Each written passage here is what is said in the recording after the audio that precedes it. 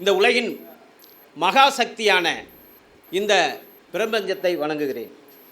இந்த உலகிற்கு நான் வருவதற்கு காரணமாக இருந்த என் தாய் தந்தையரை வணங்குகிறேன். நான் இந்த ஜோதிடத் துறையில் ஒரு 35 ஆண்டுகள் பயணம் பண்ணி கொண்டிருக்கிறேன்.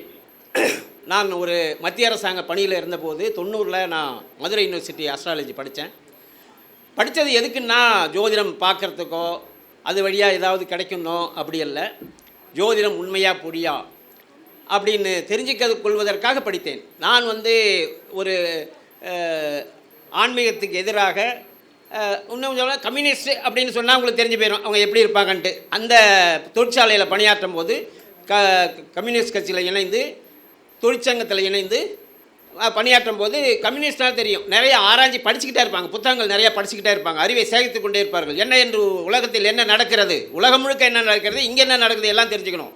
அப்போ இருக்கும் பொழுது ஜோதிடம் என்ற ஒரு விஷயம், ஜோதிடம் என்கிற ஒரு விஷயம் பல நூற்றாண்டுகளாக இந்த பிரபஞ்சத்தில் இந்த உலகத்தில் விஞ்ஞானம் முழு அளவில் சொல்ல வளர்ந்து கொண்டே இருக்கிறது. விஞ்ஞானம் வளர்ந்து கொண்டே இருக்கிறது. இப்போ எங்கே போய் நிற்குதுன்னா ஆர்டிஃபிஷியல் இன்டெலிஜென்ஸ் போய் நிற்குது.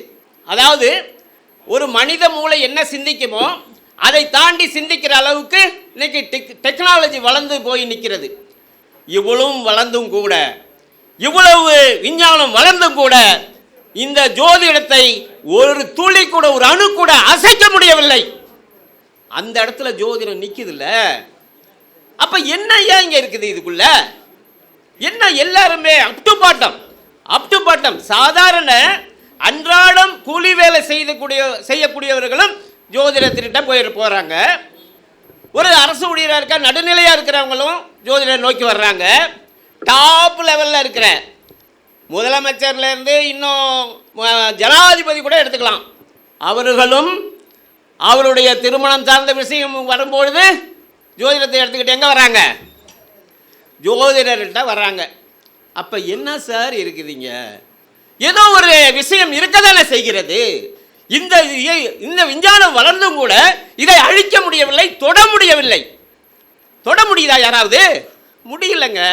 ஆனால் வாய் புளித்ததோ மாங்காய் புளித்ததோ என்று பேசலாம், ஜோதிடம் தவறு என்று நான் அவர்களுக்கு ஒரு சவால் விடணும். ஒவ்வொரு மேடையிலையும், யோ ஜோதிடம் தப்புன்னு பேசுறியா? ஹலோ கேக்குதா? ஜோதிடம் தப்புன்னு பேசுறியா? ஜோதிடத்தை படிச்சுட்டு வந்து இங்கே பேசணும். ஜோதிடத்தை படிச்சுட்டு வந்து பேசணும். ஜோதிடத்தை படிக்காமல் எனக்கு என்ன மண்டையில் என்ன தோணுதோ அதெல்லாம் இங்கே பேசிட்டு கூடாது. ஜோதிடத்தை படிச்சுட்டு வந்து பேசணும். இப்போ ஒரு விஷயம், ஒரு கட்டடக்கலை நிபுணர், ஒரு இன்ஜினியரு, அவர் ஒரு பில்டிங் கட்டுறாரு, அதில் சிமெண்ட்டு மண் ஜல்லிலாம் போட்டு கலவை போடுறாரு.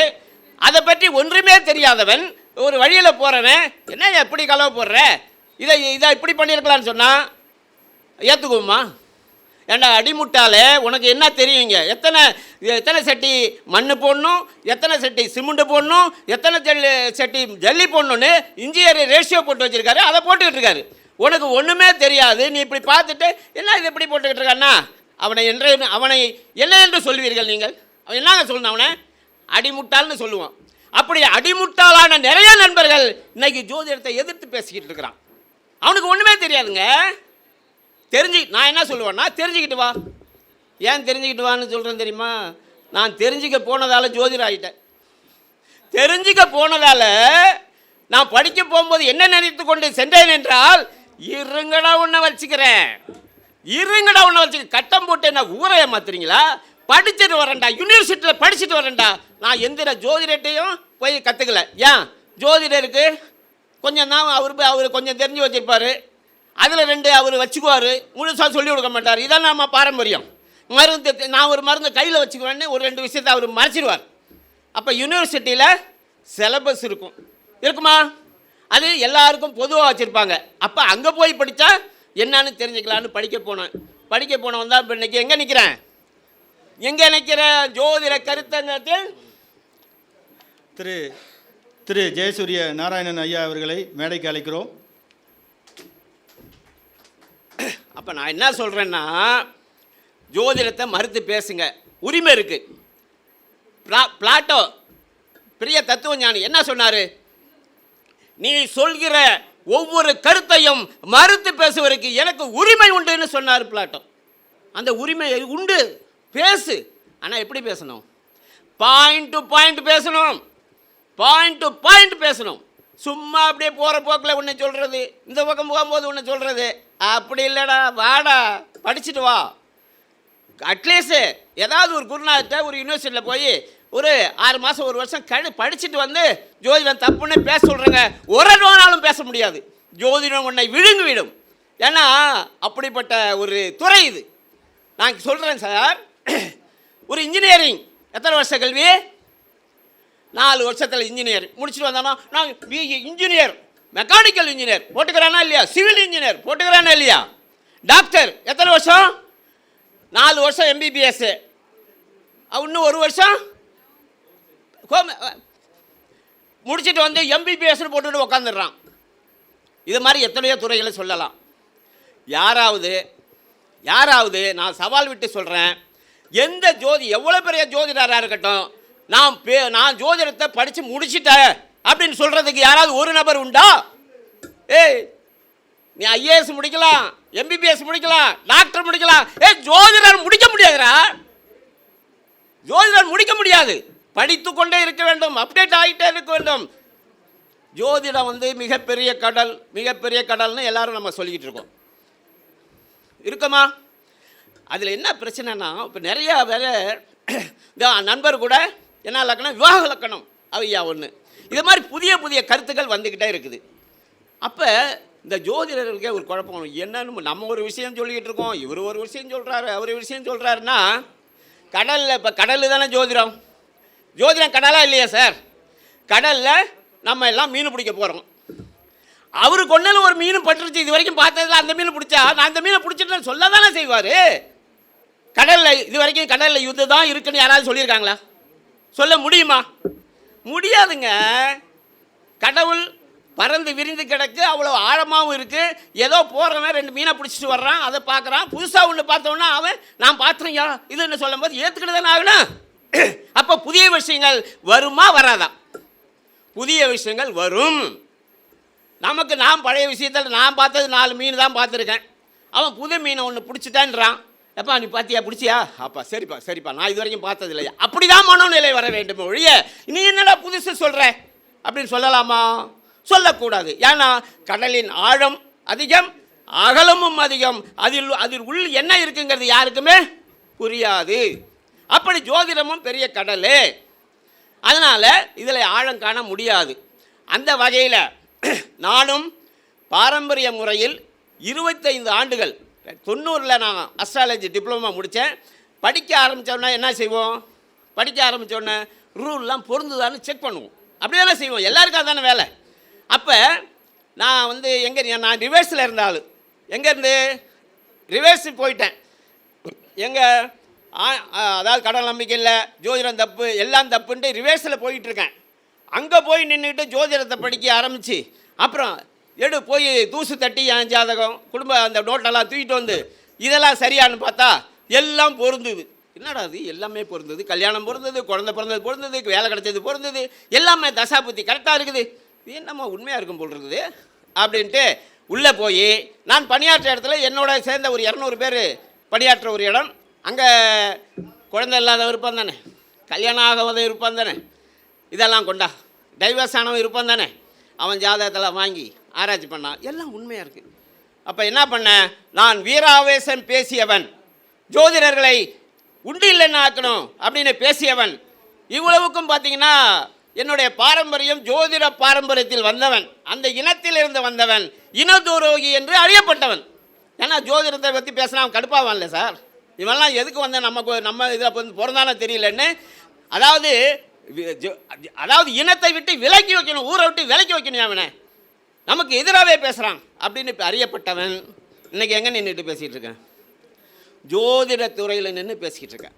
அப்போ என்னை போன்ற ஆட்களையும் இந்த ஜோதிடம் என்ன பண்ணிடுச்சு, சுவாகா பண்ணிடுச்சு, சாப்பிட்டுடுச்சு. அப்போ ஆராய்ச்சி பண்ணும்பொழுது ஜோதிடம் உண்மைன்ட்டு வாயை பற்றிட்டு கையை பற்றி பேசாமல் இருந்துட்டேன். அப்போ நான் ஜோதிடம் படிக்கிறத தெரிஞ்சுக்கிட்டு என்னோட பணியாற்றின என் சங்கத்தை சார்ந்தவர்கள் நண்பர்கள் இருப்பாங்கள்ல, அவங்க என்ன நீ ஜோதிடம் படிக்கிறியா, என்ன ஜோதிடம் தெரியும் என்ன பெருசாது அப்படி இப்படின்னு சம்புக்கு வந்தாங்க. நான் சொன்னேன், நான் அடக்கமாக சொன்னேன், இங்கே பாரு ஜோதிடத்தை பற்றி என்கிட்ட பேசாத. ஏன் பேசாதேன்னா, நீ வந்து இப்போ நான் ஜோதிடத்தை படிக்க போய் நான் வந்து வெளியே வேறு வழியில் போயிட்டேன், ரிவர்ஸ் ஆகிட்டேன். அப்போ சங்கத்துக்கு ஒரு ஆள் குறைஞ்சி போச்சு, இப்போ கட்சிக்கு ஒரு ஆள் குறைஞ்சி போச்சு, சங்க வேலை செய்கிறதுக்கு ஒரு ஆள் குறைஞ்சி போச்சு. சங்கத்துக்கு ஆள் வேலை செய்கிறதுக்கு ஆள் வேணும் இல்லைங்களா? இல்லையா? ஏன்னா சம்பள உயர்வு வேணும், போராட்டம் பண்ணணும், நிர்வாகத்தில் ஏதோ வாங்கணும். நான் இப்போ இங்கே போயிட்டு நான் வேறு லைனில் போனதால் ஒரு ஆள் குறைஞ்சி போச்சு. நீ என்கிட்ட பேசுனேன்னு வச்சுக்க, சங்கத்துக்கு ஒரு ஆள் குறைஞ்சி போயிடியா, போயா வேலை பாரியா, நீ மாதிரி என்ன மாதிரி வந்துட்டா சங்கத்தில் ஆள் இல்லாமல் போயிடியா. எனக்கு அது உனக்கு சங்கத்தில் நான் இருக்கணும், நான் வந்துட்டேன்னு நீ வந்துடாத. உங்கள்கிட்ட பேச முடியாமல் இல்லை, நான் யாரிடம் வேண்டும் வேணாலும் பேசுவதற்கு நான் சின்ன பிள்ளையிலேருந்து தயாரான ஆள். ஏன்னா என்னுடைய ஜாதகம் எப்படி சார், நான் என்ன பண்ணுறது, என்னுடைய ஜாதகம் அப்படி. எனக்கு வீட்டிலையே என்ன சொல்லி அனுப்புவாங்கன்னா, கொஞ்சம் மெதுவாக பேசுங்க, நீங்கள் பேசும்போது பகீர் பகீர் அப்படின்னுவாங்க, பயமாக இருக்குது, பக்கு பக்குங்குதும்பாங்க. இங்கே பாருமா, நானும் அப்படி தான் நினச்சிக்கிட்டு மைக்கிட்ட போகிறேன், அங்கே போய் இன்னொன்று ஸ்பிரிட் வந்துடுது, நான் என்ன பண்ணுறது? பாரதி என்னுக்குள் இருக்கிறார். பாரதி என்ன சொன்னார்? உள்ளத்தில் ஒளி இருந்தால் வாக்கினிலே ஒளி உண்டாகும் சொன்னாரா இல்லையா? இங்கே இருக்கியா, உண்மை இருக்கியா, அது வெளியே பேச்சா வருது. இங்கே இன்னொரு விஷயம் சொல்லணும், எல்லாருமே ஜோதிட நண்பர்கள் தான், நம்ம குடும்பம் தானே. இங்கே நிறைய நண்பர்கள் வர்றாங்க, மைக்கிட்ட வந்தோடனே நான் ப்ரிப்பரேஷன் பண்ணிட்டு வரல, நான் ப்ரிப்பேரே வரல. இங்கே தலைவர் வந்து என்னை பேச சொல்லிட்டாரு. என்னையா ப்ரிப்பேர், உனக்கு ஜோதிடம் பார்க்குறியா இல்லையா? நீ ஜோதிடம் டெய்லி ஜோதிடம் பார்த்துக்கிறாரு, என்ன ப்ரிப்பரேஷன் வேண்டி கிடைக்கு? ஏன் ஜாதகர் வந்து நோட்டை கொடுத்தோன்னே இருங்க அந்த புத்தகத்தை படிச்சுட்டு உங்களுக்கு பலன் சொல்கிறீங்களா? ப்ரிப்பரேஷன் பண்ணிக்கிட்டு தான் பலன் சொல்கிறீங்க, நோட்டை வாங்கினா பலன் சொல்கிறீங்களா இல்லையா? அப்புறம் என்ன உனக்கு ப்ரிப்பரேஷனு? இன்றைக்கி சார் நான் என்ன சேலஞ்ச் பண்ணுறேன், 10 மணி நேரம் பேசணுமா? 10 மணி நேரம் நின்ன இடத்துல நான் பேசிக்கிட்டே இருப்பேன். எனக்கு எந்த ப்ரிப்பரேஷனும் தேவையில்லை. ஏன்னா அவ்வளோ விஷயம் உள்ளே வச்சுருக்கேன். நான் டேங்கில் தண்ணி நிறையா தான் திறந்து விட்டால் வந்துக்கிட்டே இருக்குமா இல்லையா? அது மாதிரி ஃபில் பண்ணிவிட்டு இங்கே வந்து நின்று இங்கே வர வேண்டியது. திடீர்னு தலைவர் கூப்பிட்டாருங்க, நான் ப்ரிப்பரேஷனோட வரல, எனக்கு அப்படியே வரும் பாருங்க. ஏய் ஜோசியம் பார்க்குறல, என்னடா ப்ரிப்பரேஷன் உனக்கு? கஸ்டமர் வந்தோடனே என்ன பார்க்குற, நீ ஜாதகம் பார்க்குறே இல்லையா, உனக்கு எதுக்கு ப்ரிப்பரேஷன்? பேசணும் சார். அதே மாதிரி யாராவது குரல் நீங்கள் பேசுகிற அத்தனை பேர் இங்கேயும் இருக்கீங்க, உங்களெல்லாம் குறைச்சி மதிப்பில்லை, உங்களை வளர்த்துங்க இன்னும் கொஞ்சம். ஒரு ஸ்பிரிட்டோட பேசணும்ல. இங்கே பேசினதிலே காலையிலேருந்து எல்லோரும் கவனிச்சிருப்பீங்க. யார், ஒரே ஒரு நண்பர், அவர் சென்னையிலேருந்து காயத்ரி சங்கரா, அவர் மட்டும்தான் கொஞ்சம் நல்லா பேசினார். ஏன்னா அவர்கிட்ட விஷயம் இல்லைனாக்கா குரல் வருமா சார்? டேங்கில் தண்ணி இருந்தால் தானே திறந்து விட்டால் என்ன பண்ணிடும், புஷ்ஷுன்னு தண்ணி வரும். டேங்கில் தண்ணி இல்லைன்னு வச்சுங்க, திறந்து விட்டால் புஷ்ஷுன்னு காற்று தான் வரும். இங்கே நிறைய பேர் காற்று வர்ற மாதிரி ஏன் பேசுகிறீங்க? நீங்கள்லாம் நல்லா பேச கற்றுங்க, தைரியமாக பேசுங்க. டெய்லி மக்களை சந்திக்கிறீங்களா இல்லையா? அப்போ தைரியமாக பேச கற்றுக்கணுங்கிற விஷயத்தையும் சொல்லி நான் விஷயத்துக்கு வந்துடுறேன். நான் கேபி முறையில் உயர்கணித சார ஜோதிட முறையில் ஜோதிடம் பார்த்து கொண்டிருக்கிறேன். பாரம்பரியம் படிச்சுட்டு 25 ஆண்டுகள் அதில் பயணம் பண்ணிட்டு இப்பொழுது உயர்கணித சார ஜோதிடம் முறையில் நான் ஜாதகம் பார்த்துக்கிட்டு இருக்கேன். 2015 லாஸ்ட்டு டிசம்பரில் நம்ம அப்பப்போ தேடிக்கிட்டே இருப்போம் இல்லையா யூடியூப்பு, அதில் தேடும்போது ஒரு ஆசிரியர் ஜோதிட வகுப்பு எடுத்திருந்தார். என்ன இவர் ஜோதிடம் என்னான்னு பார்ப்போன்னு பார்க்கும்போது ரொம்ப அழகாக பலன் எடுக்கிறார். டக்குன்னு பலன் எடுத்தார். இது பரவாயில்லையே, ஏன்னா பாரம்பரியத்தில் பலன் எடுக்கிறதுக்கு 35-40 ரூல் இருக்குது. ஆச்சு ஊச்சம் நீசம் சட்டு சுட்டு அது கீத்து ஐயோ அந்த 40 ரூல் இருக்குது பாருங்கள். அதை ஒருத்தன் வரிசையாக சொல்லிட்டானா அவன் பெரிய ஜோதிடர். எந்த ரூலு? 40 ரூலை வரிசைப்படுத்தி சொல்லிட்டா பெரிய ஜோதிடர். அதையே சொல்ல முடியாது, அவ்வளோ ரூல் இருக்குது. அவ்வளோ ரூலையும் நான் கையை எடுத்து மண்டையில் வச்சுக்கிட்டு நான் அந்த கட்டத்தை பார்த்து பலன் எடுக்கிறதுக்குள்ளே சில ஜாதகனாலும் பலன் எடுக்கிற முடியுது, சில ஜாதகம் பார்த்தா அப்படியே கிர்ன்னு சுற்றுது. இந்த எக்ஸாமில் கொஸ்டின் பேப்பர் நமக்கு தெரிஞ்ச ஆன்சர் வரலன்னு வச்சுங்க, ஐயோன்னு இருட்டு அப்படியே கண்ணு இருண்டு போயிடும். அது மாதிரிலாம் ஆயிருக்குது. இந்த காலகட்டத்தில் இந்த உயர்கணித சார ஜோதிடம் சம்பந்தமாக சென்னையை சேர்ந்த அஸ்ரோ தேவராஜ், தேவராஜ் நல்லாசிரியர் விருது வாங்கினவர். அவர் வந்து இதை எடுத்தார். இது எனக்கு ரொம்ப பிடிச்சிருந்தது. சரின்ட்டு இம்மிடியட்டாக கொஞ்சம் கூட யோசிக்க மாட்டேன். நான் கொஞ்சம் ஸ்பீடான ஆள், பார்த்தவரை பேசும்போது தெரியும். நான் கொஞ்சம் ஸ்பீடாக தான் இருப்பேன். எதுலேயும் வந்து இது லேட் பண்ணுற அவரெல்லாம் பிடிக்காது. அடுத்த செகண்டு அவர் நம்பர் அதில் வரும்ல, அதை அடித்து ஃபோன் அடித்தேன். சார், நான் திருச்சியிலேருந்து பேசுகிறேன் சார், ஆறுமுகம். சொல்லுங்கள் சார்னு. உங்களுடைய புத்தகம், உங்களுடைய சாஃப்ட்வேர் எனக்கு வேணும். எவ்வளோ அமௌண்ட்டு? உங்களுடைய புத்தகம்னா நீங்கள் எழுதிய அத்தனை புத்தகங்களும் வேணும், சாஃப்ட்வேர் வேணும். எவ்வளோனாரு? 2015 லாஸ்ட்டு அன்னைக்கு 9,000 ரூபா நீங்கள் போட்டு விட்ருங்க. புக்கு சாஃப்ட்வேர் எல்லாம் நான் அனுப்பி விட்டுறேன்னாரு. அடுத்த நாள் எனக்கு புத்தகமும் சாப்பிட்ட பார்சல் வந்துருச்சு. ஆனால் அன்றைக்கு முதல் நாள், அடுத்த நாள் சென்னை மூழ்குகிறது. உங்களுக்கு தெரியும், 2015 லாஸ்ட் டிசம்பர் தான் சென்னை மூழ்குச்சு. அன்னைக்கு வரலன்னா எனக்கு கொஞ்சம் லேட்டாக தான் வந்திருக்கும். வந்துச்சு. அதுக்கு முன்னாடியே நான் என்ன பண்ணிட்டேன்னா, ஃபுல்லாகவே அந்த வீடியோவை அவர் வந்து ஒரு நல்லாசிரியர்னு ஏன் சொல்கிறேன்னா, இன்றைக்கி சில ஜோதிட நண்பர்கள் இங்கே தமிழ்நாட்டிலேயே தும்முனா காசு, இருமுனா காசுங்க, எல்லாமே காசு தான். காசு இல்லாமல் அவரை அணுகவே முடியாது. அப்படிப்பட்ட ஒரு காலகட்டத்தில் இந்த அஸ்ரோ தேவராஜ் அவர் என்ன பண்ணியிருக்காருன்னா, நீங்கள் ஒரு 10,000 ரூபா கட்டி நேரடி வகுப்பு நீங்கள் அட்டன் பண்ணுறீங்கன்னு வச்சுருக்கீங்க. அந்த வகுப்பை அப்படியே வீடியோ கவரேஜ் பண்ணி அதை அப்படியே அப்லோடு பண்ணிட்டார். எதில்? யூடியூப்பில். அப்போ நீங்கள் என்ன கிளாஸ் அட்டன் பண்ணுறீங்களோ அது யூடியூப்பில் இருக்குது சார். அப்போ நீங்கள் வகுப்புக்கு போகாமலேயே 10,000 ரூபா கட்டாமலேயே நீங்கள் என்ன படிக்கலாம்? கேபி அஸ்ட்ராலஜி படிக்கலாம், உயர்கணித சாரஜோதிடம் படிக்கலாம். நானும் படித்தேன். அங்கே எங்கே போகல, ஆசிரியர்கிட்ட போகல. ஆனால் நான் இதை படித்து முடிச்சுட்டு நான் தான் சாஃப்ட்வேர் புக்கை வாங்கிட்டேன் இல்லையா, சாஃப்ட்வேரை இன்ஸ்டால் பண்ண ஜாதகம் பார்க்க ஆரம்பிச்சிட்டேன். என்ன பண்ணல? கிளாஸுக்கு போகல. ஏன் போகல? கிளாஸ் தான் இங்கே யூடியூப்பில் இருக்குது, அதை பார்த்துட்டேன். பிறகு இந்த சென்னையில் வெள்ளம் அடைஞ்சதுக்கப்புறம் நேரடியாக அவரிடம் சென்று அவரோட வீட்டில் 3 நாள் தங்கி அந்த கடிதத்தை, குருனுடைய ஆசீர்வாதம் வேணும், அதனால் அவருடைய ஃபீஸ் கொடுத்துட்டு 3 நாள் அவர் வீட்டில் தங்கி படிச்சுட்டு அதுக்கப்புறம் ஜோதிடம் ஆரம்பித்தோம். அப்போ இந்த முறை வந்து வெரி அட்வான்ஸ் முறை சார். இது மக்களை போய் சென்று அடைஞ்சிருக்கா இன்னைக்கு? என்ன இல்லை. சரி, மக்களை போய் சென்று அடைந்திருக்கட்டும், ஜோதிடர்களை சென்று அடைந்திருக்கிறதா? ஜோதிடர்களை சென்று அடைந்தால் தானே அது மக்களுக்கு போகும். ஜோதிடர்களே சென்று அடையவில்லை. ஜோதிடர்களே இந்த சிஸ்டத்தை பார்த்தா கேபி சிஸ்டம், ஓ சப்ளாடா, ஓடுற பெண்ணங்கால் பிடரலை நினச்சி ஓடுறாங்க. யார்? ஜோதிடரே ஓடுறாங்க. சார் அது என்ன சார்? சப்ளாடு தேரி சார். சப்ளாடுனா என்னப்பா? அதே சப்ளாடு இங்கிலீஷ்காரன் கொண்டு வந்து கொடுத்துட்டு போயிருக்கான் சார். அதை என்னையா புரியாமல் பேசிக்கிட்டு இருக்க? ஏன்னா இந்த தியரியை எழுதியவர், இந்த புதிய சிஸ்டத்தை கண்டுபிடித்தவர் நம்ம தமிழ்நாட்டுக்காரர் KS கிருஷ்ணமூர்த்தி. அவர் வந்து ஒரு அரசு அதிகாரியாக இருந்தவர். அய்யர்வாள் அவர் ஆங்கிலத்தை நிறையா படிச்சுட்டு ஆங்கில அந்த மேல்நீதிமன்றத்திலே பணியாற்றினவர். அவர் ஆங்கிலத்தில் இந்த புத்தகத்தை எழுதி வச்சுட்டு போயிட்டார். எதில் எழுதினார்? ஆங்கிலத்தில் எழுதி வச்சுட்டு போயிட்டார். தமிழ்நாட்டில் ஆங்கிலத்தில் புத்தகம் எழுதிச்சா யார் படிப்பா ஒரு 50 வருஷத்துக்கு முன்னாடி? அதனால் அது அப்படியே கடந்து போச்சு.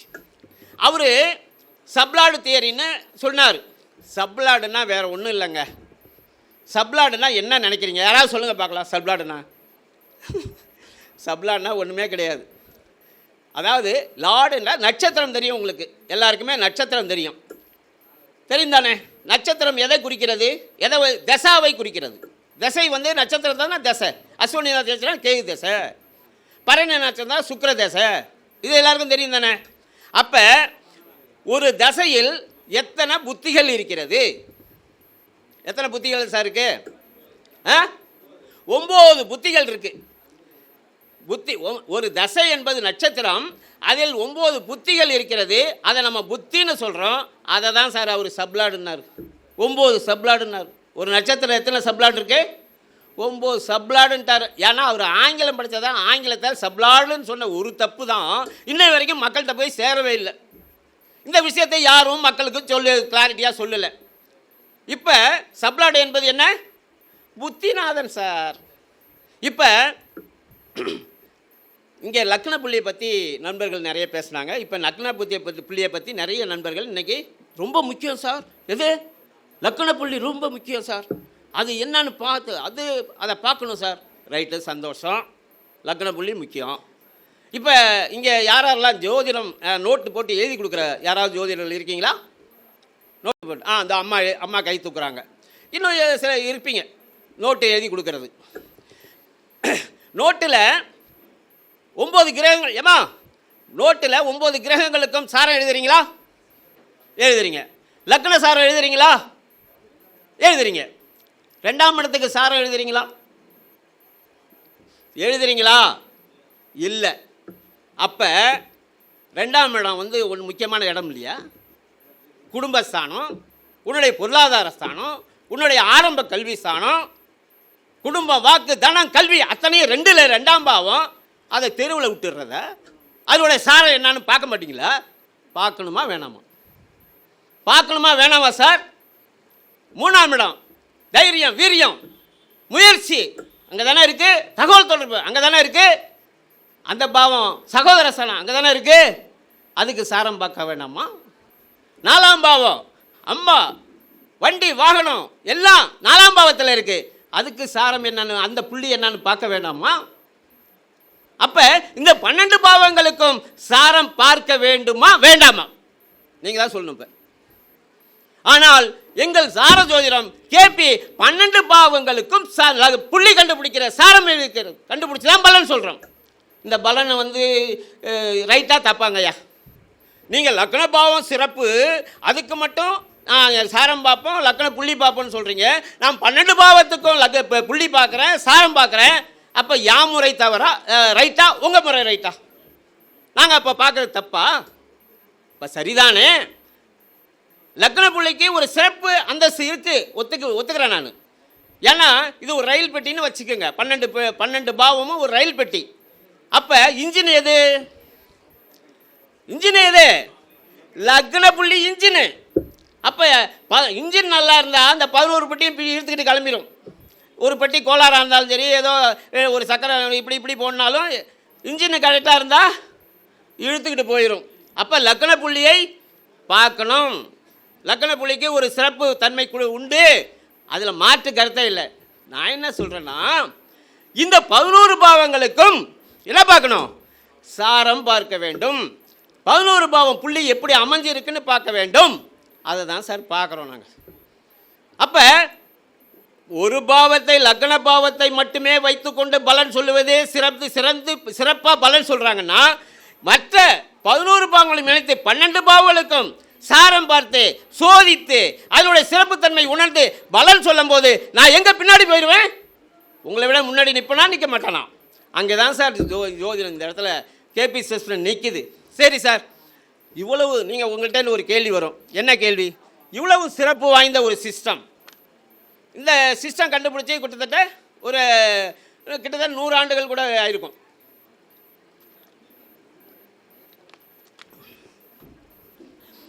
இன்னும் 100 ஆண்டுகள் ஆகியும் இந்த சிஸ்டம் இன்னும் மக்களை சென்று அடையவில்லை. மக்களை சென்று இவ்வளோ சிறப்பான சிஸ்டம், துல்லியமான சிஸ்டம், ஆனால் மக்களை போய் அடையலை. ஏன் அடையவில்லை? மக்களை ரீச் ஆனாலும் சார் அது வந்து நல்ல சிஸ்டம்னு ரைட்டு, மக்களை சென்று அடையலைங்க. நீங்கள் என்ன சார் இவ்வளோ வீராவாசம் பேருங்க? உங்கள் சிஸ்டத்தில் எத்தனை பேர் சார் திருச்சியில் சாரஜோதிடம் பார்க்குறான், கேபி சிஸ்டம் பார்க்குறான்? எங்கேயோ ஒரு ஆள், நீங்கள் தான் திருச்சியில் கத்திக்கிட்டு கிடக்குறீங்க, ஒரு ஆளையும் காணமே அப்படின்னா யார் சார் வருவா? ஜோதிடர்கள் தான் இந்த சிஸ்டத்தை பிடிச்சி மேலே வரணும். அலையிறமா இல்லையா? பொழுதுக்கு எங்கே என்ன கிடைக்கும்? இங்கே வந்திருக்கிறதுலே ஏதாவது 2 பாயிண்ட் கிடைக்குமா? 2 விஷயம் ஏதாவது கிடைக்குமா? அதை நாம் பலன் சொல்லும் போது அந்த 2 விஷயத்தை சேர்த்து சொன்னால் மக்களுக்கு இன்னும் கொஞ்சம் நமக்கு பேர் கிடைக்குமேன்னு நம்ம தான் ஆர்வமாக வரணும் இல்லை? அப்போ இந்த சிஸ்டத்தை ஏன் ஜோதிடர்களை அடையவில்லை அப்படின்னு நம்ம ஆராய்ச்சி பண்ணும்போது அதை ஆராய்ச்சி பண்ண வேண்டியது. ஏன் இதில் போய் மக்கள்கிட்ட போய் சேரல? இவ்வளோ சிறப்பான சிஸ்டமாக இருக்குதுன்ட்டு. என்னென்னா, இந்த இப்போ ஒரு டேட்டா பொறுத்து டைமு அம்மாட்ட கொடுத்துட்டிங்கன்னா, அம்மா தான் இப்போ நோட்டு எழுதி தரேன்னாங்க, வேறு யாரும் பேசாமல் ஒன்றும் சொல்லலை. அவங்கள்ட்ட ஒரு டேட்டா பொறுத்து டைமு இதெல்லாம் கொடுத்துட்டோம்னு வச்சுங்க, அழகாக கணக்கு போட்டு நோட்டை போட்டு ஜாதகம் எழுதி கொடுத்துருவாங்க. ஓகேம்மா எழுதிடுவாங்க. இதே அங்கே டைமு டேட்டா போட்டு டைம் 10 நிமிஷம் எல்லாம் கொடுத்தா கூட கேபி முறையில் ஒரு ஜாதகம் எழுதி கொடுன்னு யார்கிட்டயா கேட்டால் யாரும் எழுதி கொடுக்க முடியாது. கணிதம் அவ்வளவு சிரமமானது. ஏன் அப்படின்னா, சாரை அழகாக எழுதிட்டு போயிடலாம். ஏன்னா ஒரு சாரங்கும் போது 4 பாவம் தான், 4 பாதம் இருக்கிறது. இந்த லக்ன புள்ளி 1ஆம் பாவமா 2ஆம் பாதமா 3ஆம், நான் அழகாக எழுதிட்டு போயிடலாம். இங்கே நான் என்ன சொன்னேன், ஒரு நட்சத்திரத்தை 9 பாகமாக பிரிக்கிறோம் நாங்கள். ஒரு நட்சத்திரம் எத்தனை டிகிரி? 13.20 டிகிரி. அதில் 9ஆக பிரிக்கிறோம். 9னா ஈக்குவலாக பிரிக்க முடியாது. 13.20 டிவைடட் பை 9 அப்படி போடக்கூடாது. எப்படி போடணும்? ஒவ்வொரு கிரகத்துக்கும் அளவுகள் இருக்கிறது. அப்போ கேது அஸ்வினி நட்சத்திரம், கேதுக்கு எவ்வளவுன்னா 0.46, ஒரு அரை டிகிரி கூட கிடையாது. ஏன்னா அது சின்ன தசாபுத்தி காலம் 7 வருஷம், அதனால் 46 தான், 0.46 தான் இருக்குது. அடுத்தது சுக்கிரன், அது 20 வருஷம் தசை, அதுக்கு ஒரு 2 என்பது வரும் இன்னும் வச்சுக்கோங்க. அப்போ 3 இப்படி ஒவ்வொரு தசாபுத்தி காலங்களுக்கு டிகிரி வைஸ் பிரித்து அந்த டிகிரிக்கு கண்டுபிடிச்சி அதை போடணும். இப்போ நான் வந்து தனுசு லக்னம், என்னுடைய லக்ன புள்ளி மூல நட்சத்திரம், மூல நட்சத்திரத்தில் பிறந்த மூல நட்சத்திரம் 2ஆம் பாதம்னு வச்சுங்க. 6 டிகிரி சொச்சத்தில் இருக்குது. 1 டிகிரி 20 மினிட்னா 6 டிகிரி சொச்சம்னா 2ஆம் பாதம், மூலம் 2ஆம் பாதத்தில் தனுசு லக்கணத்தில் பிறந்தவன் நான். அப்போ எனக்கு லக்ன புள்ளி எதுன்னு சொல்லுவாங்க, எழுதியிருக்கிறாங்க மூலம் லக்னம் மூலம் 2ஆம் பாதம்னு எனக்கு ஜாதகம் எழுதி கொடுத்துட்டாங்க. ஆனால் கேபி முறையில் லக்னம், என்னுடைய லக்னம் தனுசு, லக்னாதிபதி குரு, நட்சத்திராதிபதி கேது, அங்கே உபநட்சத்திராதிபதி யார் வானா ராகு வந்துட்டாங்க.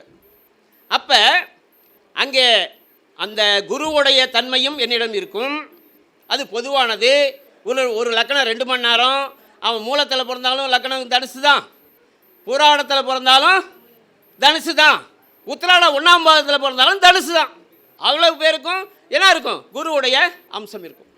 அப்போ நட்சத்திரம் கேதுவுடைய நட்சத்திரம், அதோடைய தன்மை இருக்கும். புராணத்தில் பிறந்தால் அந்த தன்மையும் இருப்பார்.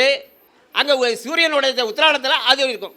அப்போ இன்னும் துல்லியமாக நீங்கள் என்னுடைய முழு அப்படியே துல்லியமாக என்னை பிடிக்கணும்னா என்னுடைய சப்லாடு ராகு. அப்போ நான் ஆசிரியராக குருவுக்கு உள்ள தன்மையோடு இருப்பேன், கேதுவுடைய தன்மையும் இருக்கும். அதுக்கப்புறம் ஒருத்தர் வராரு, அவர் தான் பவர்ஃபுல்லான ஆள், அவர் தான் பவர்ஃபுல்லான ராகு. என்னோட லக்ன சப்லாடு ராகு. ராகு தாங்க முன்னுக்கு நின்று வேலை செய்வார். நான் ஏன் இப்போ பேசுகிறேன்னு தெரியுதா? அங்கே ராகு எங்குள்ளே இருக்காருங்க. ராகு எப்படி? ராகுன்னா பிரம்மாண்டம். எதையுமே என்ன பண்ணுவார், சும்மா கேதுன்னா என்ன பண்ண அமுக்கி வாயே பேச்ச வரா சார், அப்படியே விஷயம் நிறையா வச்சுருப்பார். மியாம்மாரு வெளிப்படுத்தி கொள்ள மாட்டார். ஆனால் ராகு கொஞ்சம் இருந்தாலும் அது பெருசாகி பேசுவார். அப்போ இவர் தான் கொஞ்சம் தான் விஷயம் இருக்குது, இவர் பெருசு பண்ணி பேசுகிறார் ராகுன்னு அப்படி நினச்சிடாதீங்க. விஷயம் அவ்வளவு தூள ஏற்று. அப்போ இந்த 12 பாகத்துக்கும் புள்ளிகள் கண்டுபிடித்து அது கணக்கிடப்படுகிறது. அதுக்கு தான் நான் என்ன சொல்லுவேன்னா, நீங்கள்லாம் இப்போ அம்மாட்ட சொன்னால் ஒரு ஜாதகம் போட்டு எழுதி இந்த அம்மாவுக்கு கொடுத்துருவீங்க. நாங்களும் ஒரு சாஃப்ட்வேர் வச்சுருக்குறோம். அதே சென்னையை சேர்ந்த அஸ்ரோ தேவராஜ் ஐயா ரொம்ப சிரமப்பட்டு கம்ப்யூட்டர் இன்ஜினியரை கையில் வச்சுக்கிட்டு, அவருக்கு ஜோதிடம் தெரியுமா? அவருக்கு ஜோதிடம் தெரியாது. அவருக்கு நம்ம சொல்ல எனக்கு இப்படி வேணும் அப்படி வேணும், இதை மாற்றுங்க அதை மாற்றுங்கன்னு சொல்லி ரொம்ப ஒரு 2 வருஷம் அந்த சாஃப்ட்வேரை உருவாக்குறதுக்கு கஷ்டப்பட்டு உருவாக்கி கொடுத்துருக்காரு. உண்மையிலேயே சார் அந்த சாஃப்ட்வேரு, நீங்கள் அந்த சாஃப்ட்வேரில் ஒரு ஜாதகம் போட்டிங்கன்னா நான் எப்படி புரிஞ்சுக்கிட்டு இருக்கேன்னா, அந்த ஜாதகத்தை எம்ஆர்ஐ ஸ்கேனுன்னு நான் சார் ரொம்ப சாதாரண ஒரு ஜுரம் தலைவலின்னு போகிறோம், ஒரு பார்த்துட்டு ஒரு ஊசியை போடுவாங்க. ரொம்ப பிரச்சனைன்னு என்ன பண்ணுவாங்க, சார் எம்ஆர்ஐ ஸ்கேன் எடுக்கணும் சார், இது சரியாக இல்லை, எம்ஆர்ஐ ஸ்கேன் எடுத்து பார்ப்போம் எப்படி இருக்குன்னு. எடுப்பீங்களா எடுக்க மாட்டிங்களா? இந்த சிஸ்டத்தில் நீங்கள் நாங்கள் வச்சுருக்க சாஃப்ட்வேரில் உங்களுடைய ஜாதகத்தை நீங்கள் தந்தீர்கள் என்றால் நாங்கள் ஒரு ஜாதகம் போட்டு தருவோம். அது எம்ஆர்ஐ ஸ்கேன் மாதிரி. சார் எம்ஆர்ஐ ஸ்கேனுக்கும் ஜோதிடத்துக்கும் என்னையா சம்பந்தம்? கேள்வி வருமா இல்லையா? சம்பந்தம் இருக்கிறது. எம்ஆர்ஐ ஸ்கேனு எதுக்கு சார் ஆகுது? நம்ம உடம்பை ஸ்கேன் பண்ணுறதுக்கு உதவுது. ஏன் ஜாதகம் உங்கள் உடம்பை ஸ்கேன் பண்ணாதா? பண்ணுமா பண்ணாதா? சார் லக்னம், உங்கள் லக்னம் எது? தலை தானே, உங்களுடைய தலை தானே லக்னம். 2ஆம் பாவம் உங்களுடைய முகம், 3ஆம் பாவம் கழுத்து, 4ஆம் பாவம் நெஞ்சு, 5ஆம் பாவம், 6ஆம் பாவம், 7ஆம் 12ஆம் பாவம் இப்போ இந்த 12 பாவத்தையும் ஸ்கேன் பண்ணால் உங்கள் உடம்பு ஸ்கேன் ஆகுதா இல்லையா? இப்போ நான் ஸ்கேன் ரிப்போர்ட் தரேன்னு சொல்கிறேன், ரைட்டாக தப்பா? ரைட்டாக தப்பா சார்? இந்த 12 பாவங்களில் எந்த பாவம் 12 பாவங்களில் எந்த பாவம் வீக்காக இருக்கிறதோ அந்த பாவ ரீதியாக தான் உங்கள் உடல் பாதிக்கும். தலை லக்ன பாவம் 8-12 தொடர்பு கொண்டு நெகட்டிவாக இருந்தால் அவனுக்கு எங்கே பிரச்சனை வரும்? தலையில் பிரச்சனை வரும். தலையில் பிரச்சனை வரணும்னா மூளை குழம்பி நிற்க மாட்டான்னு சொல்லாது சார். அவன் எடுக்கிற முடிவுகள் அனைத்தும் தப்பாகவே எடுப்பான். அவனுக்கு எதிரி அவனே இருப்பான். அவனால் அவனுக்கும் நன்மை இல்லை, அடுத்தவனுக்கும் நன்மை இல்லை. அந்த குடும்பத்தையே ஒழிச்சு கட்டிடுவாங்க. ஏண்டா இந்த பிள்ளையை பெற்றோன்னு சொல்லி பெற்றோர்கள் நினைக்கும் அளவிற்கு அவன் அவ்வளவு தொந்தரவுகளை அந்த குடும்பத்திற்கு கொடுப்பான். அவன் லக்ன பாவம் ஏன் சார்? லக்ன பாவம் தானே என்சார் சிரசை பிரதானம், அதுதான் இன்ஜினு. அதுவே கெட்டு போச்சுன்னா அப்போ அதுவும் ஒழுங்காக இயங்காது, யாருக்கும் உதவியாகவும் இருக்காது. அப்போ இந்த 12 பாவங்களில் உங்களுக்கு எந்த பாவம் பர்சன்டேஜ் குறைந்து வாங்கி இருக்கிறதோ அந்த பாவ ரீதியாக நீங்கள் இப்பொழுது இல்லை. நீ எப்போ சார் ஒரு நோய் பாதிக்கவங்கள? நம்ம உடம்பு எப்போ அவன் ரத்த திமிரில் பேசுகிறாயா அப்படின்னு இன்னும் சொல்லுவாங்களா இல்லையா? அப்போ எப்போ அவன் வந்து உணருவான்? ரத்தம் சுண்டுனதுக்கு அப்புறம் தான் ஒன்றா தலை தூக்கும். எது? நோய். எப்போ? ஒரு 45 வயசு. இப்போல்லாம் சின்ன வயசுலேயே நோய் வருது, அது வேறு விஷயம். இன்றைக்கி உணவு முறை பல்வேறு புறச்சூழ்நிலையில் கெட்டு கிடக்குது. முன்னாடி ஒரு காலத்தில் பார்த்தீங்கன்னா 40-50 வயசுக்கு மேலே தான் நோய்கள் பாதிக்கும். அப்போ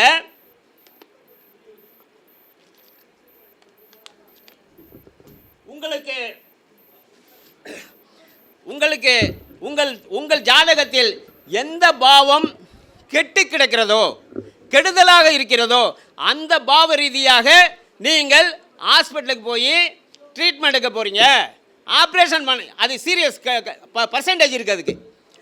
அதில் தான் சார் பிரச்சனை வரும். கிட்டத்தட்ட 8000 ஜாதகம் போட்டுட்டேன் இது வரைக்கும். லேப்டாப்பில் ஒரு 4000 ஜாதகம், சிஸ்டத்தில் ஒரு 8000 ஜாதகம் போட்டேன். இதில் யாருமே தப்பில்லை சார். கரெக்டாக தான் இருக்குது. நேரம் சரியாக கொடுக்க வேண்டும். நீங்கள் பாட்டில் 1/2 மணி நேரம் வித்தியாசத்தில் நான் சார் 7 மணின்னு சொல்கிறாங்க, நான் இன்னொருத்தவங்க எங்கள் அம்மா 7:30 மணின்னு சொல்கிறாங்க, உனக்கு ஜாதகமே கிடையாது, போக முடியும். சரி, அது 1/2 மணி நேரம் இங்கே தான் 20 செகண்ட் 30 செகண்டில் ஜாதகத்தை கணிக்கிற நேரத்தில் 1/2 மணி நேரம் வித்தியாசம் எந்த கணக்கில் வர்றது? அப்போ நேரம் சரியாக குறித்து கொண்டு உங்களுடைய ஜாதகத்தை சரியாக கணித்து விட்டால் லைஃப் லாங் உங்களுக்கு என்ன நடக்க போகுதுங்கிறது ஸ்கேன் ரிப்போர்ட்டுன்னு சொல்கிறேன் இல்லையா, அந்த ஸ்கேன் ரிப்போர்ட்டு உங்களுக்கு காமிக்கிறேன் பாருங்கள். இங்கே பாருங்கள் சார், 12 பாவம் இருக்காதுல்ல, 12 பாவமும் இருக்கிறது. இந்த பக்கம் அக வாழ்க்கை, உணவு சார்ந்தது, உங்களுடைய ஆரோக்கியம், உணவு சார்ந்ததுங்கிறது உங்களோட ஆரோக்கியம். இந்த பக்கம் ஆரோக்கியம் எப்படி இருக்குது? சிறப்பாக இருக்கா? 12 பாவம். இவர் வந்து நோய்வாய்ப்படுவாரா? இவரை நான் என்ன சொல்லுவேன்னா, சார் எனக்கு எங்கள் உடம்பு நிலையெல்லாம் எப்படி சார் இருக்கும் இவர் கேட்டார்னா, உடல்நிலையா? உங்களுக்கு ஹாஸ்பிட்டலில் இது வரைக்கும் போயிருக்கியா நீ? நான் போகல சார். நீ லைஃப் லாங் ஹாஸ்பிட்டலுக்கு போகிறதுக்கு வழி கிடையாது. தற்காலிகமாக கோச்சார ரீதியாக சில கிரகங்கள் உன்னை டிஸ்டர்ப் பண்ணுச்சுன்னா தற்காலிகமாக ஹாஸ்பிட்டலுக்கு போயிட்டு மாத்திரை வாங்கிட்டு ஓடியாருவேன். அவர் ஒரு 3 நாளைக்கு கொடுத்தா ஒரு வேளை சாப்பிட்டுட்டு 2 நாள் சாப்பிட மாட்டான். இவன் சாப்பிட மாட்டான். ஒரு வேளை சாப்பிட்டுட்டு 2 வேளையை சாப்பிட மாட்டான். ஏன்னா இங்கே உடல் ஆரோக்கியம் எந்த பாவமும் பாதிக்கப்படவில்லை. 12 பாவத்தில் எந்தாவது பாதிச்சிருக்கா? எந்த பாவமும் பாதிக்கப்படவில்லை. உடல் நோய் வருமா? அவனுக்கு வராது. சிறப்பாக லக்ன பாவம் 85% வச்சிருக்கு. என்சான் உடம்புக்கு சிரசே பிரதானம், இன்ஜினு சூப்பராக 85% வச்சிருக்கு. அப்போ இவனே ட்ரீட்மெண்ட் கொடுத்துக்குவான். எப்படி? மூலிகை கஷாயம், நல்ல பழங்கள் சாப்பிட்றது, இயற்கை வைத்தியம் செஞ்சுக்கிறது. அடுத்தவங்களுக்கு ஏன் மாத்திரை மருந்து சாப்பிட்ற, இந்த பழத்தை சாப்பிடியா, இந்த மூலிகை சாப்பிடுன்னு இவன் ஆலோசனை சொல்கிற ஆள் இவனிடம் சென்றால் இவன் வைத்தியம் பார்த்து இவன் நம்மளை நல்லா ஆக்கிடுவான் சார். புரியுதுங்களா? அப்போ இந்த 12 லக்ன பாவம் எப்படி இருக்கு? சிறப்பாக இருக்கிறது. இவனுக்கு நோய் நொடி வராது. இவனுக்கு திருமண பாகி சிறப்பாக 7ஆம் பாவம் நல்லா இருக்கு, 3ஆம் பாவம் நல்லா இருக்கு, 5ஆம் பாவம் நல்லா இருக்கு, 9ஆம் பாவம் நல்லா இருக்கு, 11ஆம் பாவம் நல்லா இருக்கு. அப்போ குழந்தை குட்டியில் பிரச்சனை இல்லை, கல்யாணத்தில் பிரச்சனை இல்லை, எல்லாமே சிறப்பாக இருக்குது. மற்றவர்களோட அணுகுமுறை, சமூக ஒற்றுமை, எல்லாரோடைய அரவணைச்சு போவோம், ரைட்டா? ஆனால் இந்த பக்கம் பாருங்க, இதில் ஏதாவது பச்சை இருக்குதா? இது என்ன தெரியுங்களா? இதுதான் புறம் வாழ்க்கை, பொருளாதாரம். இவதான் பொருளாதாரம். நம்மளுடைய வாழ்க்கை என்பது, நம்முடைய இல்லை, இந்த உலகத்தில் வாழ்கிற அனைத்து மக்களுடைய வாழ்க்கை என்பது 2 விதமாக பிரிக்கப்பட்டிருக்கிறது. என்ன 2 விதமா? அக வாழ்க்கை, பொருள் வாழ்க்கை. 2ம் சேர்ந்தது தானே நம்மளுடைய வாழ்க்கை. 2ம் சேர்ந்தது தானே வாழ்க்கை.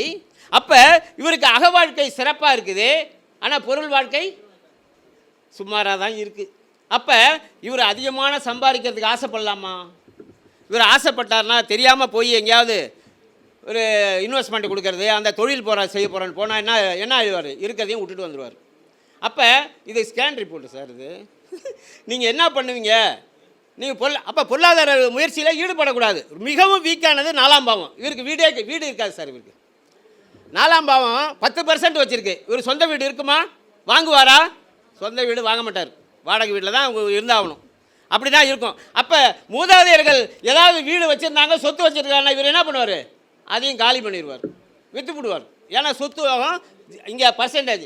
இதை வச்சுக்கிட்டு இங்கே நான் கிரகத்தை பார்க்குறேன்னா, ஆட்சி பார்க்குறேன், உச்சம் பார்க்குறேன், நீசம் பார்க்குறேன், ஒன்றுத்தையும் பார்க்கவே இல்லை. இந்த ரிப்போர்ட்டை வச்சுக்கிட்டு பேசிக்கிட்டே இருப்பேன் நான். அவங்களும் வசதி கஸ்டமரு, சார் இது மாதிரி யாருமே இது வரைக்கும் சொன்னதில்லை சார். இது மாதிரி நானும் நிறைய ஜோதிடர் பார்த்துருக்கேன் சார், இது மாதிரி யாரும் சொல்லலை சார். அவ்வளோ விஷயத்த சொல்கிறீங்க சார், சிறப்பாக சொல்கிறீங்க சார் அப்படின்னு சொல்லிலாம் முடிச்சிடுவேன். எனக்கு பாராட்டும் கொடுத்துருவாங்க. கடைசியாக ஒரு கேள்வி கேட்பாங்க, சார் என் ராசி என்ன சார்? உங்களுக்கு ராசியை நான் சொல்லலையா? ராசியே சொல்லாமல், லக்கணத்தை சொல்லாமல், அவன் நட்சத்திரம் சொல்லாமல் என்ன சொல்லிட்டேன்? பலன் சொல்லியாச்சு. அப்போ நாங்கள் ராசியும் பார்க்கறதில்ல, நட்சத்திரத்தையும் பார்க்கறதில்ல, லக்கணத்தையும் பார்க்கறதில்ல. இந்த ரிப்போர்ட்டு கையில் இருந்துச்சுன்னா எல்லாத்தையும் சொல்லிடலாம். இவன் ஃப்ரெண்ட்ஸோட எப்படி இருப்பான், அப்பாவோட எப்படி இருப்பான், அண்ணன் தம்பிகளோட எப்படி இருப்பான், மனைவியோட எப்படி இருப்பான், குழந்தைகளோட எல்லாத்தையும் இந்த ஸ்கேன் ரிப்போர்ட் சொல்லும். இது இருக்கும்போது நான் ஏன் சார் கவலைப்படணுமா ஜாதகம் பார்க்குறதுக்கு? மண்டையில் அடிக்கிற மாதிரி அடித்து சொல்லிடுவேன். எவ்வளோ காசியாக விட்ட இந்த காலகட்டத்தில், இந்த தசாபுத்தியில் எவ்வளோ காசு விட்ட சார்? போச்சு சார், 6 கோடி போச்சு, 10 கோடி போச்சு, 5 கோடி போச்சு, 10 லட்சம் போச்சு. ஒரு 3 நாளைக்கு முன்னாடி ஒரு நண்பர் ஜோதிடர், அவர் என்னுடைய இந்த பேச்சை கேட்டுட்டு அவர் எனக்கு கால் பண்ணுறாரு. ஐயா, உங்களுடைய பேச்சு ரொம்ப சிறப்பாக இருந்தது, பர்சன்டேஜ் போட்டு கிரகங்களுக்கு பர்சன்டேஜ் போட்டு இங்கே பாருங்கள், பர்சன்டேஜ் போட்டு நீங்கள் சார்ட்டு காமிச்சிங்க, பார்த்தேன். என்னுடைய ஜாதகத்தை நான் பார்க்க வேண்டும். ஏன் ஜாதகத்தில் என்னுடைய கிரகங்கள் என்ன பர்சன்டேஜ் வாங்கியிருக்குன்னு நான் பார்க்கணும் சார். ரொம்ப வெரி இன்ட்ரெஸ்டிங்காக இருக்குது சார் நீங்கள் சொல்கிற விஷயம். ஏன்னா விஷயத்தை சொல்லிடுறேன் சார் உங்கள்கிட்ட. அவர் என்ன சொன்னார்? அவர் ஒரு ரிட்டையர்ட் பர்சன், 60 முடிஞ்சு ரிட்டையர்ட் ஆகிட்டு இப்போ 61 தொடங்கியிருக்கு அவருக்கு. அவர் அரசு ஊழியராக இருந்து ரிட்டையர் ஆனவர். சரி, ரிட்டையர் ஆனால் ஏதோ ஒரு வேலை வேணும் இல்லையா வருமானத்துக்கு அப்படின்னு, ஏதாவது ஒரு ரிட்டையர் அமௌண்ட்டு வந்திருக்கும்ல, கொஞ்சம் அமௌண்ட்டு வேறு வந்திருக்கும், நம்ம ஏதாவது ஒரு சைடில் ஒரு தொழில் செய்யலாம். அவர் ஜோதிடர். அப்போ அவர் தன்னை ஜாதகம் பார்த்துருப்பார்ல, அவர் சொன்னார், சார் நான் ஒரு விஷயந்தான் ஞாபகம் இருக்குது, மற்ற இதில் இல்லை. அவர் ஜாதகம் கம்ப்யூட்டரில் இருக்குது. எனக்கு சூரிய தசை சார். இப்போ சூரியன் உச்சமாக இருக்குது, மேஷத்தில் இருக்குது, உச்சமாக இருக்குது. பரணி 1ஆம் பாதத்தில் இருக்குது. பரணி 1ஆம் பாதம்னா அம்சத்தில் எங்கே இருக்கும்? சிம்மத்தில் இருக்கும் இல்லையா? சிம்மத்தில் இருக்கும். சிம்மத்தில் இதில் பரணி 1ன்னா சிம்மம் தான், அங்கே தானே ஸ்டார்ட் ஆகுது, அஸ்வினி பரணி. அப்போ சிம்மத்தில் இருந்தால் ஆட்சி தானே. அப்போ நான் என்ன நினச்சேன், சூரியன் உச்சமாகவும் இருக்குது, பரணியில் பரணி 1 இல்லைங்கிறதால அம்சத்துலேயும் ஆட்சியாக இருக்குது. அப்போ இந்த நேரத்தில் நம்ம தொழில் செஞ்சால் ஒன்றும் நஷ்டம் வராதுன்னு நான் அமௌண்ட்டை ஒரு 10 லட்சம் போட்டேன் சார். போயிடுச்சு சார், காசு போயிடுச்சு. இப்போ உங்கள் யூடியூப் சேனல் பார்த்தேன், நீங்கள் பேசுனதை. நீங்கள் என்னடான்னா எல்லாம் எடுத்து வச்சுக்கிட்டு பர்சன்டேஜ் காமிக்கிறீங்க. அப்போ எனக்கு இந்த உச்சமாக இருந்த சூரியன் அம்சத்தில் ஆட்சியாக இருந்த சூரியன் எப்படி என்ன இந்த தசையில் சூரிய தசையில் 10 லட்சத்தை என்னை காலி பண்ணுச்சு? எனக்கு தெரியணும் சார், எனக்கு இம்மிடியேட்டாக எனக்கு போட்டு அனுப்புங்கன்னாரு. நான் ஜாதகம் போட்டால் நான் போடும்போதே இது சரியாக சூரியன் கரெக்டாக அப்படி தான் காமிக்குமா பர்சன்டேஜ் அப்படின்னு போட்டால் இங்கே லேப்டாப்பில் இருக்குது ஜாதகம். சார் இருக்கிறதுலையே இங்கே பாருங்கள், இந்த 9 கிரகம் பாருங்கள், 9 கிரகத்துக்கும் இங்கே பர்சன்டேஜ் போட்டிருக்கேன். 9 கிரகத்துக்கும் பர்சன்டேஜ் போடப்பட்டிருக்கிறது. இதில் அதிகபட்சமான குரு தான் 66% வாங்கியிருக்கார்.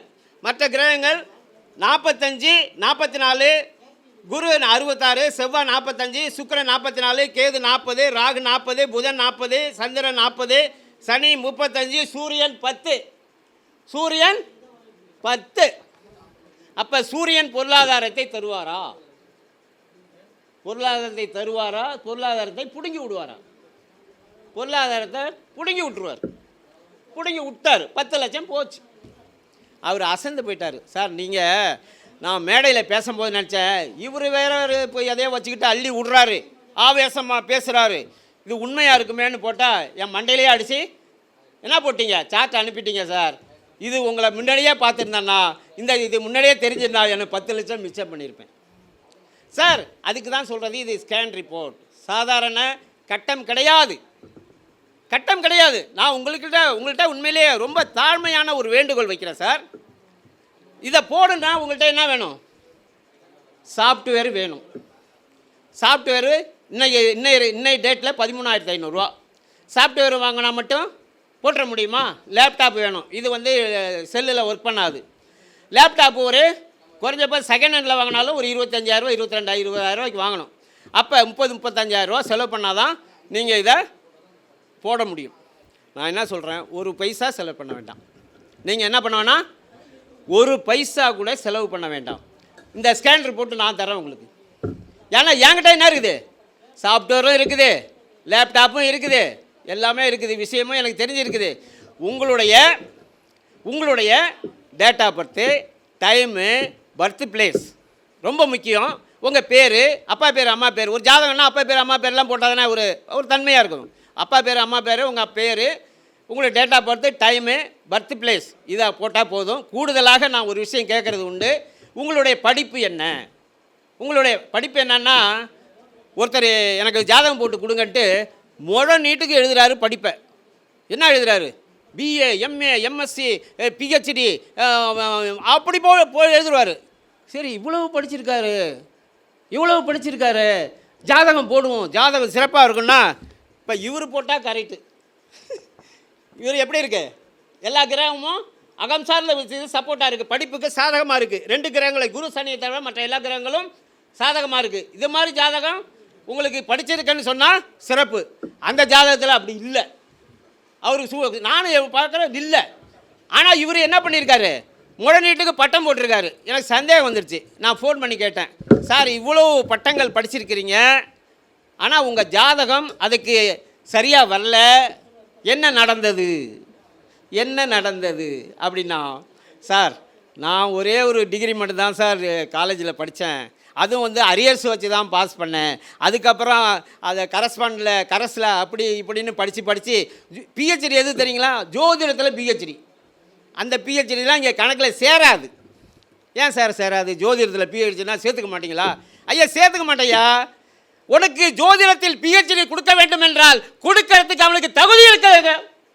யாருக்கு இன்னைக்கு ஜோதிடத்தில் பிஹெச்டி கொடுக்கறது எவனுக்கு தகுதி இருக்கிறது? அவனுக்கே ஜோதிடம் தெரியாது. அவன் காலேஜ் நடத்திட்டு காசு 1 லட்சம் வாங்கிட்டு உங்களுக்கு பிஹெச்டி கொடுத்தா அந்த பிஹெச்டிக்கு நான் ஒத்துக்கணும், வேற யாராவது ஒத்துக்கலாம். என்கிட்ட கதை ஆகாது. அவன்கிட்ட ஒரு ஜோதிடத்தை அவன் பிஹெச்டி முடிச்சிட்டான்னு திண்டுக்கல் சின்ராஜ் தான் ஒரு கதை சொன்னார். ஒரு பையன் சொன்னானா, ஐயா நான் பிஹெச்டி முடிச்சிட்டேன்யா அப்படின்னாராம். திண்டுக்கல் சின்ராஜ் கிட்ட தெரியல, திண்டுக்கல் சின்ராஜ் தெரிஞ்சிருக்கவா இருக்கும். அவர் சொன்னாராம், ரைட்டு தம்பி ரொம்ப சந்தோஷம், இந்த ஜாதகத்துக்கு பலன் சொல்லுங்கள் அப்படின்னு. உடனே பிஹெச்டி முடிச்சிருக்கல, நான் ஒன்றும் படிக்கல தம்பி, நான் பிஹெச்டிலாம் பண்ணல தம்பி, நான் சாதாரண ஆள் தம்பி, நீ பிஹெச்டி முடிச்சிருக்க, இந்த ஜாதகத்துக்கு பலன் சொல்லணும். பார்த்துட்டு அண்ணே இது எனக்கு ஒன்றும் தெரியலண்ணே. என்ன தம்பி பிஹெச்டி வாங்கியிருக்கேண்ணே, ஒன்றும் தெரியலண்ணே. அப்போ அவன் கொடுக்குற பிஹெச்டி அவ்வளோதாங்க சரக்கு. சார் எனக்கு ஃபோன் பண்ணான் காலேஜிலேருந்து, ஐயா உங்களுக்கு நீங்கள் பிஹெச்டி படிக்கிறீங்களா அப்படின்னு. சென்னை வேல்ஸ் யூனிவர்சிட்டி அவங்க ஃபோன் பண்ணாங்க, நீங்கள் பிஹெச்டி படிக்கிறீங்களா சார் அப்படின்னா. எனக்கு வேண்டாங்க பிஹெச்டி அப்படின்னேன். என்ன சார் எல்லோரும் பிஹெச்டினா உடனே எவ்வளோ சார் கட்டணும், எவ்வளோ சார் என்னன்னு கட்டி வாங்குறாங்க, நீங்கள் ஆள் சார் பிஹெச்டி வேணான்னு சொன்னது ஆள் நீங்கள் தான் சார் அப்படின்னாரு. ஆமாம் சார் எனக்கு வேணாம். எனக்கு பிஹெச்டி கொடுக்கறதுக்கு என்னுடைய தகுதியை திறனாய்வு பண்ணுவதற்கு உங்களுடைய யூனிவர்சிட்டியில் ஆள் இருக்காங்களான்னு கேட்டேன் நான். எனக்கு பிஹெச்டி கொடுக்கறதுக்கு என்னை திறனாய்வு பண்ணுறதுக்கு என்னுடைய தகுதி திறனாய்வு பண்ணுறதுக்கு உங்களுடைய பல்கலைக்கழகத்தில் ஆட்கள் இருக்கிறார்களா? போனை வச்சுட்டான். ஆஹா வில்லங்கமான ஆள்கிட்ட மாட்டிக்கிட்டோம் நம்ம.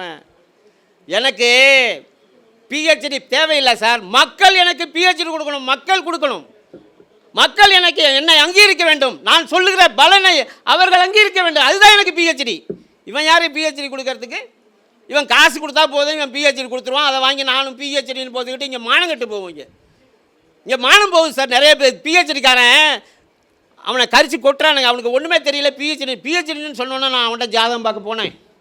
ஏன் பிஹெச்டிலாம் படிச்சிருக்காரு, டாக்டர் படிச்சிருக்காரு, டாக்டரேட் வாங்கியிருக்காரு. போனேன், இருக்கிறதுலே குப்பை சார், ஒன்றுமே தெரியல சாருங்க. சாதாரண ஆள் பைய மஞ்சள் பையில் பஞ்சாங்கத்தை வச்சுருக்காரு, அழகாக சொல்கிறாரு சார், அது கூட தெரியல சாருங்கிறான். இவங்க கொடுக்குற பிஹெச்டி வேணுமா சார்? இது இன்னைக்கு பார்த்தீங்கன்னா இன்னொரு விஷயம் சொல்லவா, இந்த சிஸ்டத்தை எந்த பல்கலைக்கழகமும் அங்கீகரிக்கவில்லை. இந்த சிஸ்டத்தை எந்த பல்கலைக்கழகமும் அங்கீகரிக்கவில்லை. இந்த சிஸ்டத்தில் படித்தவனுக்கு டாக்டரேட் கிடையாதுன்னு வச்சுருக்கிறான். ஏன் சார் வச்சுருக்கான்? ஏன் இந்த சிஸ்டத்தில் படித்தவனுக்கு டாக்டரேட் கிடையாதுங்கிறான்? ஏன்னா இந்த சிஸ்டமே அவனுக்கு தெரியாது, இது என்னன்னே அவனுக்கு தெரியாது. எப்படி அவன் பாரம்பரியம்னா கூட ஏதோ அரைகுறையாக வச்சு முடிச்சுக்கலாம். ஆனால் இதுக்கு ஆள் இல்லை, அதனால் இதுக்கு பிஹெச்டி கிடையாது. இது ஃபாரினில் தான், கேபி சிஸ்டத்துக்கு ஃபாரினில் தான் பிஹெச்டி தராங்க. இப்படிப்பட்ட ஒரு அருமையான சிஸ்டம். தயவு செய்து உங்களுடைய ஜாதகங்களை எனக்கு என் நம்பருக்கு அனுப்புங்க. என்னுடைய நம்பர் சொல்கிறேன், நோட் பண்ணிக்கோங்க சார். முடிச்சுக்கலாமா?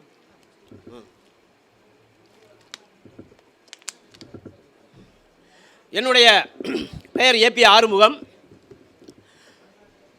8610-299-524 8610-299-524. இதுக்கு உங்களுடைய டீட்டெயில்ஸ் என்ன அனுப்பி வைங்க.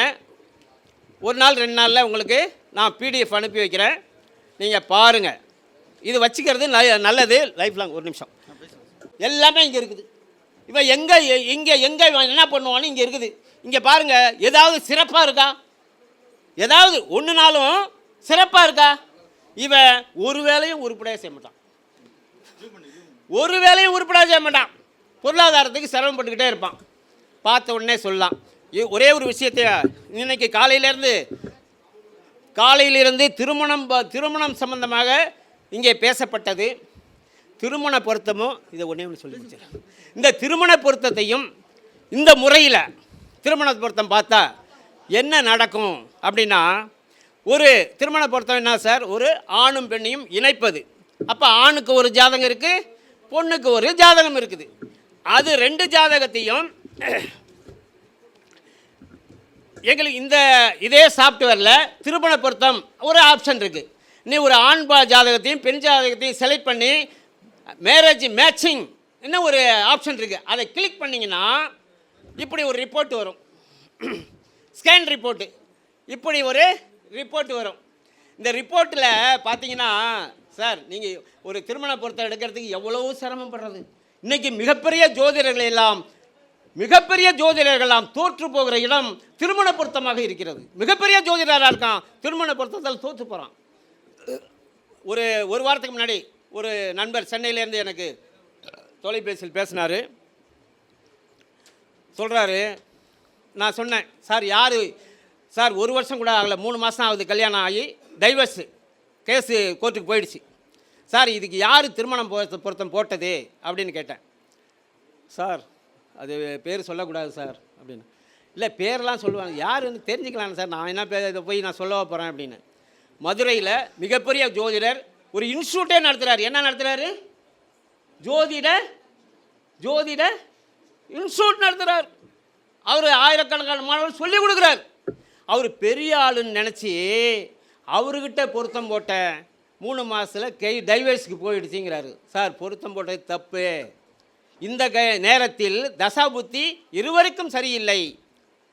அந்த நேரத்தில் இன்னும் 1 மாதம், ஒரு 3 மாதம் கழித்து பொருத்தம் போட்டிருந்தா கூட ஏதோ நிற்கும் கொஞ்ச நாளைக்கு. அதனால தான் டைவர்ஸு பொருத்தத்தை சரியாக இணைக்கவில்லை. அப்போ சார் ஒரு விஷயம் சொல்கிறேன், நம்மக்கிட்ட விதை இருக்குது, விதை ஏதோ ஒரு விதைன்னு வச்சுக்கோங்க. நம்மக்கிட்ட ஒரு விதை இருக்குது, நிலமும் இருக்குது, நம்ம வீட்டில் தோட்டத்தில் இடமும் இருக்குது. அந்த விதையை நம்ம விதை நம்ம இடம் நினச்ச நேரத்தில் கொண்டு போய் விதையை ஊனிடுவீங்களா? ஊனலாமா? ஊனிடுவீங்களா?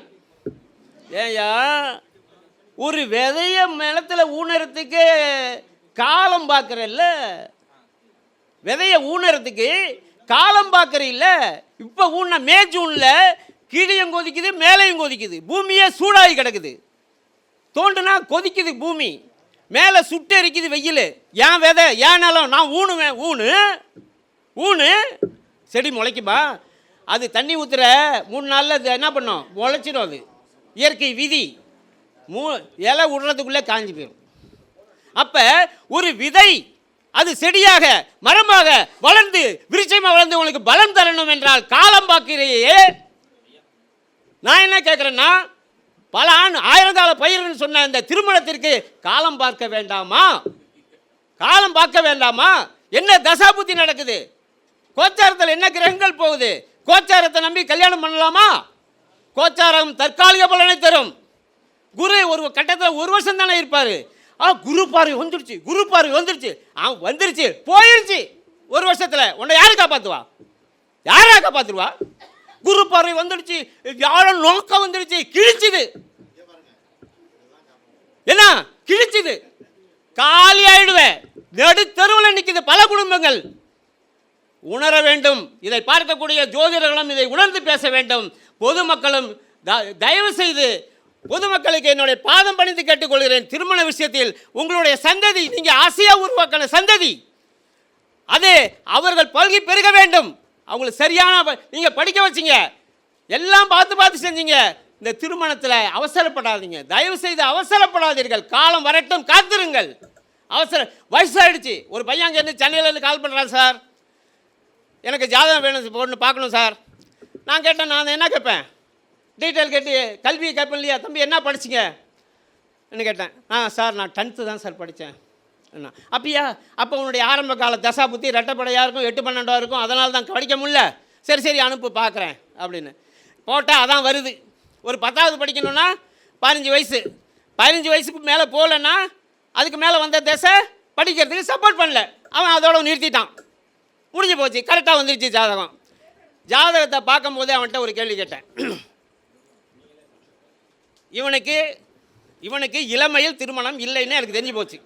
தசா புத்தி அவனுக்கு சப்போர்ட் பண்ணல திருமணத்துக்கு. அவனை எப்போ கல்யாணம் பண்ண கேட்கல. தம்பி நீ உனக்கு கல்யாணம் 37 வயசில், உனக்கு கல்யாணம் 37 வயசில் நீ கல்யாணம் பண்ணியிருக்கணும். எப்போ பண்ண அப்படின்னேன்.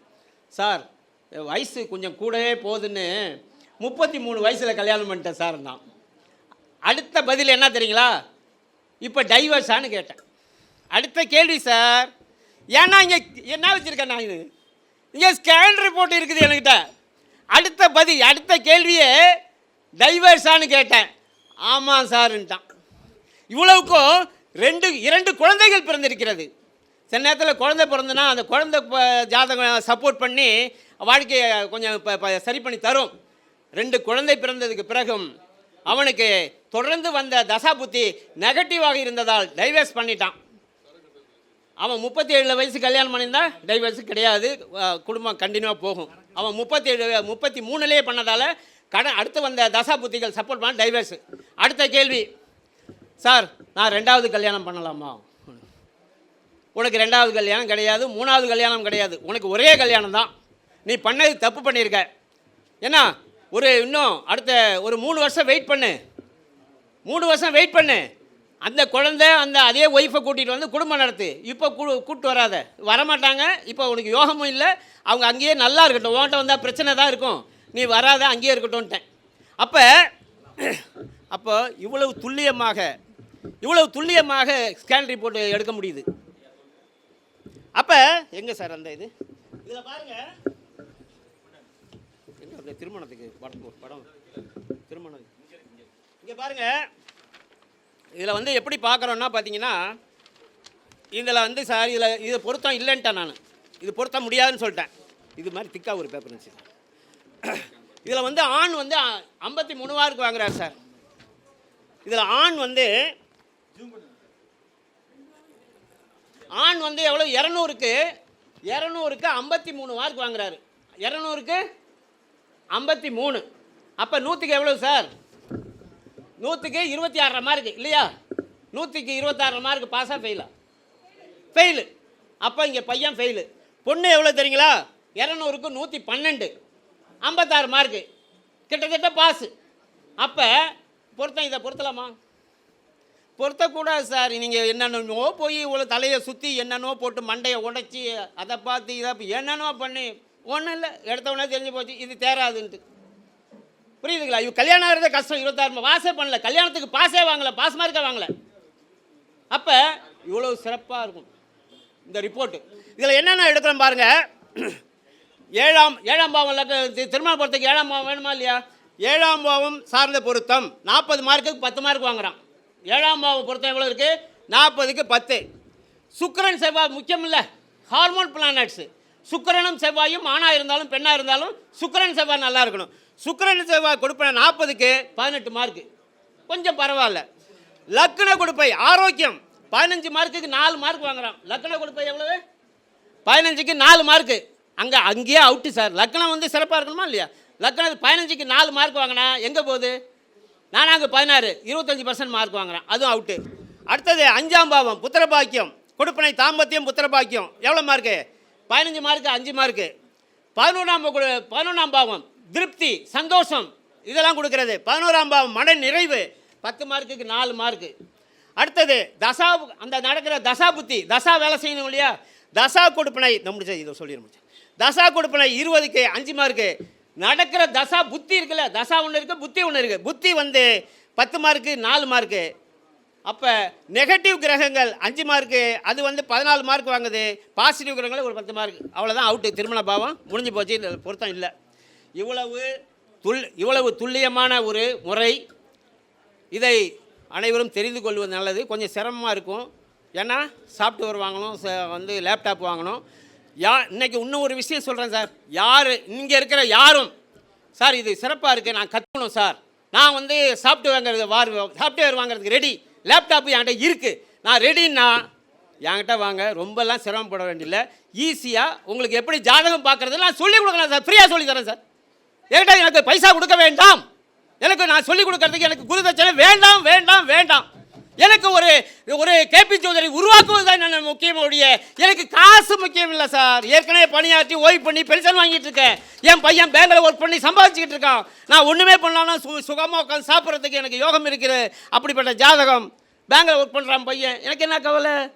புரியுதா? அதனால் எனக்கு காசுலாம் எனக்கு வேண்டாம், ஃப்ரீயாக சொல்லித்தரேன். ஆனால் உங்கள்கிட்ட என்ன வேணும்? டூல் வேணும். இன்றைக்கி நிறைய பேர் என்ன சொல்கிறாங்க தெரியுங்களா?